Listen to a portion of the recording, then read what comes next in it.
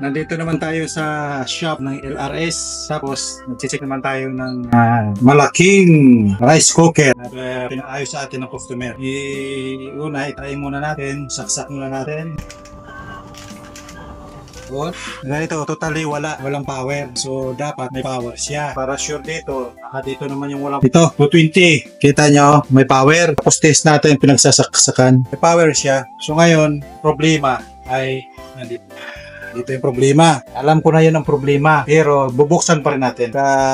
Hindi rin magawa kung hindi buksan. Para lang to sa yung mga marurunong na, ibaliwala nyo na to. Pero yung hindi pa marunong, medyo sa mga baguhan lang to. Sa mga expert, kahit hindi na manood, okay lang. Tingnan natin sa post the point. Ito, kita nyo to, nakatago. May thermal fuse niyan dito. Ngayon, ititest na yan. Tapos, itong power supply, ayan tingnan mo na pati ito. Chichik muna natin kung may putol. Mayroon. Ay, wala. Mayroon pa continuity, wala siyang putol. I-check natin yung isa. Wala na rin sa putol. Ibig sabihin, okay siya. Tapos, check natin dito. Wala naman siya putol. Dito. Okay na yan. Tapos dito, bawat nitong heater na to, kung okay pa. So, kailangan magtsaga-tsaga lang muna tayo. Ganun talaga mag-checking para sa akin O sa iba, magagaling naman sila. Okay na yon. Pero ako, i-check ko lang muna. Check ko yung tatanggalin ko yung mga jumper para ma-check ko mabuti. Ito. Kung may continuity siya, ibig sabihin, good pa yung mga heater natin. So, may problema lang yung thermal fuse. Ito dapat gumalaw yun. Yan, dapat ganyan. May resistance. Isa, mayroon. Ang isa, mayroon. Mayroon siya. Dito, tutukan dito.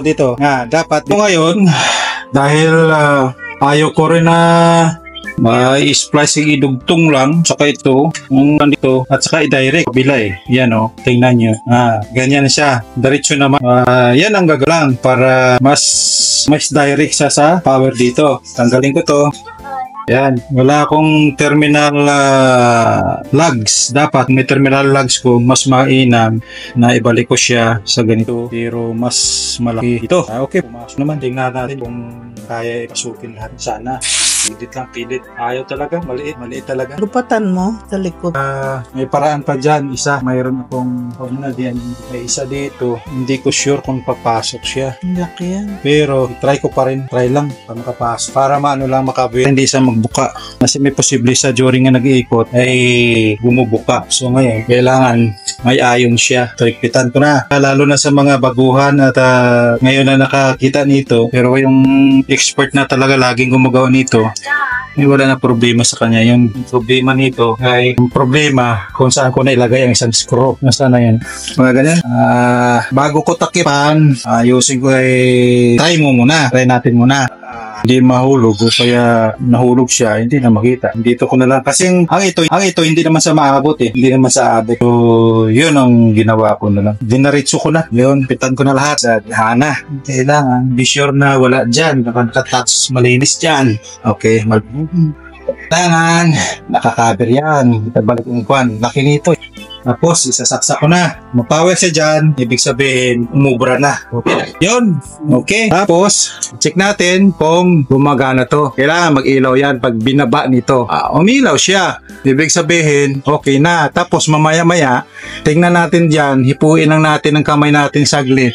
Hipuin natin saglit sa loob kung umiinit pa siya. Yan ang gagawin natin. Sandali lang. Mayroon na, pero hindi pa. Yun, umiinit na siya. Yun, lumalakas na init. Yun na. Ayun na.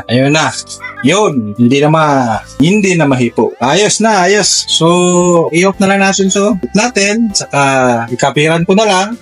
Okay na siguro? Okay na to. I-cover ko na lang. Ito, tapos na yung checking ko. Tapos na rin yung rectification niya. Thank you.